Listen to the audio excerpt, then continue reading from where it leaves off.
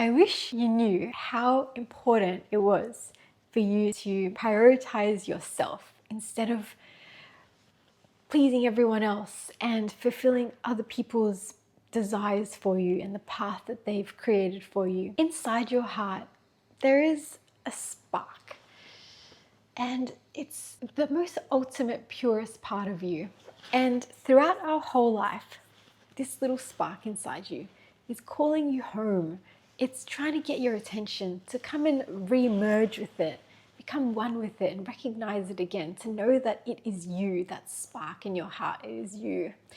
But what happens is we grow up in a society where there's a lot of pain, there's a lot of suffering, a lot of trauma and experiences that make us forget that we are this spark. So because all of this wild stuff happens all around us, we slowly start to separate ourselves from life, thinking that we're here and that's there. And we're not one with it. We're just kind of like getting through all of the mud, keeping ourselves safe in the meantime, just kind of getting by. As we do that, we become further and further separated from that spark. Not actually separate, but we perceive that we are. We forget that we are that spark. So why is this related to you as someone from a strict background? You need to know that your mission in life, my friend, is to reconnect with that spark, which means your mission in life is to choose yourself. It's to follow your own path, even if it's different from what people want from you, even if it's different from the traditions, from the rules, from the norms. Every time you choose yourself, every time you express what you actually want to say, when you say no if that's what you mean, when you say what you're going to do instead of asking, when you just affirm yourself and you just assert yourself and you're just so unapologetically holding yourself as the most important figure in your life, the person that you strive to always please instead of anyone else around you, you're slowly connecting again with that spark. And as you become closer and closer to that spark, you become closer and closer to life itself, to divinity, to God, to the universe, to life force, to the very fuel that we need in order to be able to create. But when we keep denying our spark, denying our importance, and put other people's needs first, you think you're just people pleasing and keeping the peace like it's no big deal. But it's a little bit more than that. Not to go extreme, but it really is, And, it's the journey of this lifetime to let go one day and realize wow, have I spent my whole life living in fear of what other people think, of disappointing people, of judgment, of being different, when all I wanted to do coming here on this planet was to be myself. Be yourself, my friend. No matter how hard it is, trust me, I get it. I always felt like I had to live a double life, to be honest. You know what it's like growing up in a Western country, but your parents are immigrants, and it's like, I grew up in the whitest suburb. Oh my gosh. My sisters and I were called all kinds of names when we were younger just because of how different we were. But I realized that I had this spark inside me and it was so unbound to any tradition or culture or rule or whatever. It was just me. You know what I mean? It was a passion. But as I went through life learning that this is right, this is not right, do this, don't do that, I slowly separated myself from this spark. And I guess I slowly forgot who I was and I was just kind of pleasing other people. Luckily though, I've been blessed with so many opportunities in life to choose myself, even if it wasn't what was commonly shared in the family. So if there's something you want to do, maybe you want to marry outside the culture, or you've got a partner outside of the culture, maybe you want to study something different to what's expected of you, maybe you have different opinions or beliefs, spiritual beliefs, maybe you have friends that are guys and you want to be able to just hang out with them freely. I don't know, whatever it is, maybe you're an artist instead of a bookworm, whatever it is that you feel like you can't be because it's not allowed.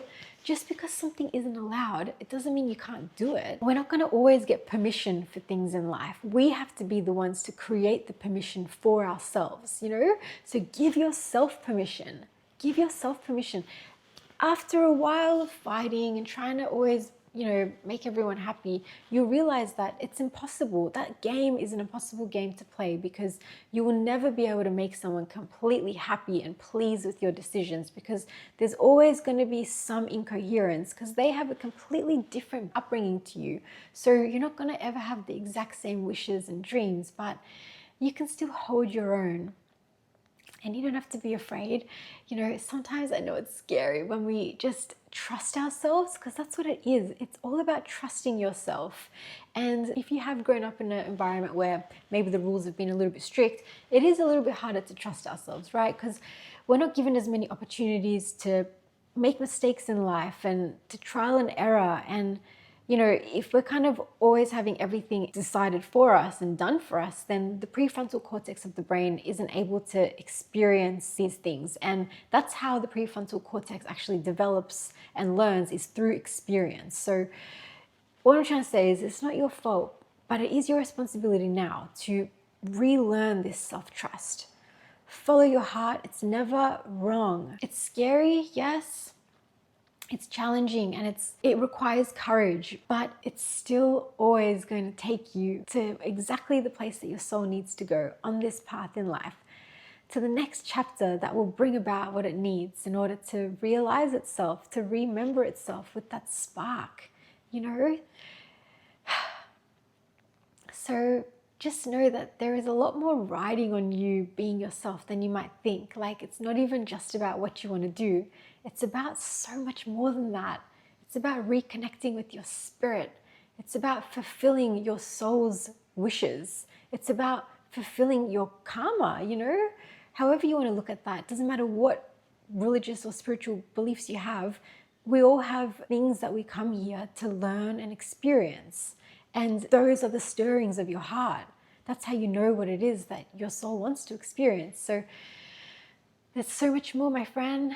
And all it needs now is not permission from someone else. It doesn't need someone else to let you know like you can. It just needs your permission, your courage, this is going to be hard, but I'm going to do it anyway.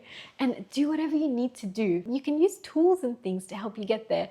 My tool that I used was a little bit funny, but it helped me so much. And I want to share it here because I know it's a little bit unique. But so for so long, all I wanted to do was leave everything and start fresh in a new city by myself. And I was so scared to face the family with that. Like, I don't know, it just felt like a big one. And I just how am I going to explain that to my Middle Eastern family? Like, I thought they would have just thought I was crazy to do something like that, especially like leaving a lot behind, For a long time, I kept resisting this urge, all the while becoming further and further disconnected from my spirit, just abandoning myself over and over every day by denying this wish that my heart had, Now when I think back on it, I'm like, damn, I just, I guess I was scared, but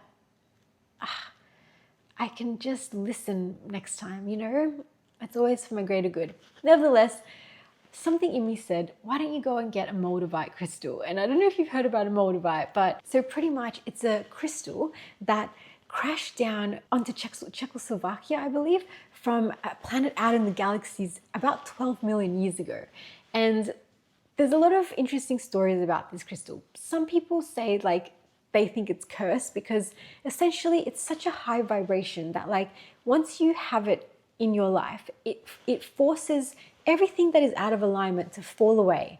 Everything that is meant for you, it brings it in. And so people who aren't necessarily ready to lose boyfriends that aren't meant for them or jobs that aren't in alignment with their soul's purpose, they're going to lose that stuff and then they're going to think the crystal is cursed. But it's not. It's just wanting to bring you into a place of alignment. It's trying to bring you into your highest timeline, I went and got this crystal. When I first laid hands on this crystal, you guys, oh my gosh. As soon as I held it, first off, I felt so at home, But besides that, I started sweating. I was feeling this energetic rush. Anyway, I got the crystal. 2 days later, had the conversation with my parents and ended up leaving and starting fresh. And now I get to live in this amazing place and learn more about myself every day. Things that I would never have been able to learn if I didn't follow my heart. And it feels good to finally choose yourself. It feels good to pick yourself. It makes me think of when you're in primary school and they do that silly ass thing when they're doing the sports teams and they go they have 2 captains and they just choose one person each. and then it keeps happening until there's like only like 1 or 2 people left, and they're like scared that they're going to be the last one that gets picked. It feels like you're finally picking yourself after always being the last one to get picked, because you've always put yourself last, you know? How often do you actually pick yourself? I just really want to encourage you to do it as well, because whatever it is that you want to do, that's just a breadcrumb. Like, it just starts there. Like, imagine where that's going to take you. It's just one step at a time, unraveling more of the journey, more of the adventure. Connect with your why. Become passionate about why you want to do that thing. I remember when I was really scared to tell my family that I wanted to be with a man outside of my culture. I had dragged that out for a long time as well, 7 years. But I realized eventually, if I just keep choosing love, you know, instead of fear, then things have to work out around me. Like, they just have to. Isn't that the laws of the universe? You know, you get what you give, surely things are going to work out. And they did. My parents loved him and everything worked out exactly as it was supposed to. So I hope these stories can kind of encourage you to do the same. I just want you to know that I understand how scary it is. Maybe you love your family a lot like I do, and you just don't want to make anyone upset, you know? There's nothing worse than seeing a parent disappointed, but you got to remember that, yeah, we've been taught to feel guilt and shame, but that disappointment isn't yours to carry. You know, 2 things can exist at the same time. Your parents can be disappointed and also not be you at fault. You know, they're choosing to feel that way about it. They could pick a different story to frame it, you know? Like, for example, when I moved here, my parents could have chosen to see it as my daughter's finally following her dreams. But at the time, they chose to see it as, you know, something that wasn't very positive, but they still accepted. They stood back and they were very unconditionally loving. But now, fast forward into the future, and they've reframed the story, and they're so happy for me to have done everything I wanted to do. And they finally see it in the way I see it. So when you're following your heart, you're giving your family an opportunity to learn as well. You know, you're giving their soul an opportunity to grow, because I strongly believe that we choose our parents and they choose us, and we all fulfill the role that we need to fulfill in order to learn what the soul wants to learn. And maybe your parents want to learn what it's like to have to expand their horizons and to think differently and to love outside of a cage. You know, maybe you were the one to show them how to do that, to give them the opportunity to practice that. You know what I mean? So yeah. Okay, well, it was lovely having this chat, and I hope that you took something out of it. If you're actually ready to start living life for yourself and you don't want to keep pleasing everyone else, you're a little bit nervous, I have 3 things for you. 1, I've got a free workbook that you can download through the link in my bio. Pretty much it's going to prepare you by helping you to look into your fears, step onto your path. 2, come join our community. It's purely for girls from strict backgrounds that want to break free from control and traditions and want to just live life their way. So that's really fun. We have weekly support calls, monthly sharing circles and rituals and meditations and hypnosis, and it's just nice doing it with people, you know. And I'm also a qualified therapist. So if you're looking for one-on-one sessions, I practice hypnosis, specifically conversational hypnosis, which is an amazing way to break through all of the layers that are stopping us from getting to like that thing that just needs to, you know, untie that knot and be able to make real breakthroughs. So you can find the links in my bio, and yeah, have an awesome day, and I'll see you soon.